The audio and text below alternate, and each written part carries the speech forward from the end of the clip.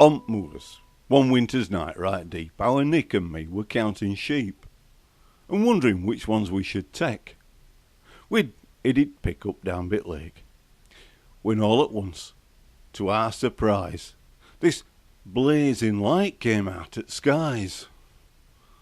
"Oh heck, it's law," said Nick, and tried to find some place where we could hide. He said, till coppers choppers passed, let's leg it fast." But there seemed little point in flight when everywhere were bathed in light.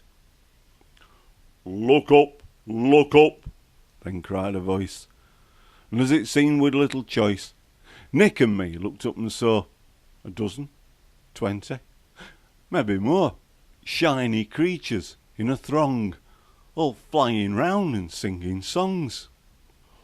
"Humble shepherds," nearest said, "let not your hearts be filled with dread. Glad tidings do we bring to you, aye, and to your kinfolk too. Now to Bedlam let's away, to celebrate this special day."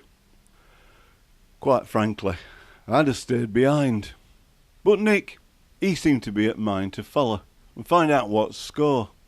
He happened thought that there'd be more to gain than lose in playing along, and so we followed singing throng.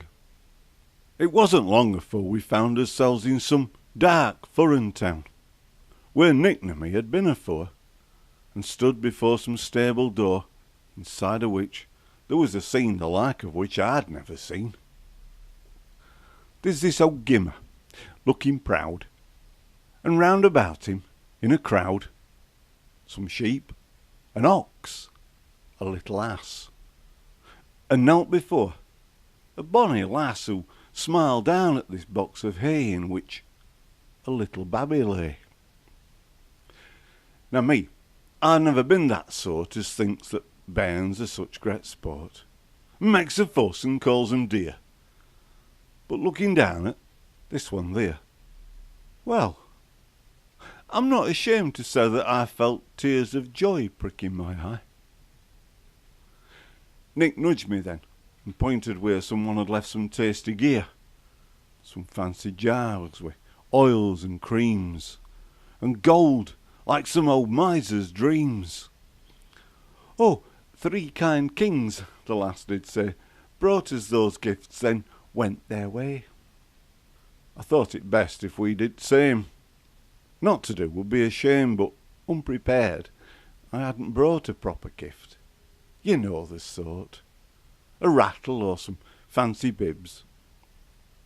I put 2 roll-ups there on crib. "That's kind of you," the lass she said. "I'll save 'em till I've been to bed." We took the hint, said, "Time to go," and backed out into wintry snow through which we both were lifted high bit shiny creatures, home to fly. And on, through dark we flew, until his home came into view.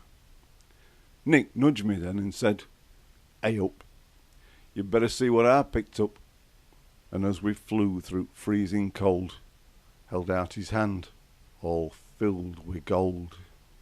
"You never did," I cried, aghast. "You stole from Babby and that lass." "Well, aye," says Nick, "it's what I do, and truth be told, lad, so do you." "I used," I said. "I did, afore. But since tonight, no, not no more." Nick laughed and said, "Well, suit yourself. That way I needn't share me wealth." And in me face he waved his gold, but his fingers, they were numb with cold. And as we flew above the town, he lost his grip. The gold rained down. It's strange the way it fell to earth, each gold piece landing in a hearth. And come the dawn, in ashes grey, each household found a coin that day. Good fortune, aye, not wealth untold, came to all from Nick's nicked gold. Now Nick and me don't thieve no more. We've changed us ways. We know the score.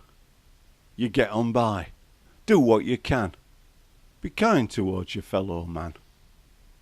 And in midwinter, late at night, I think, I'm glad we saw that light.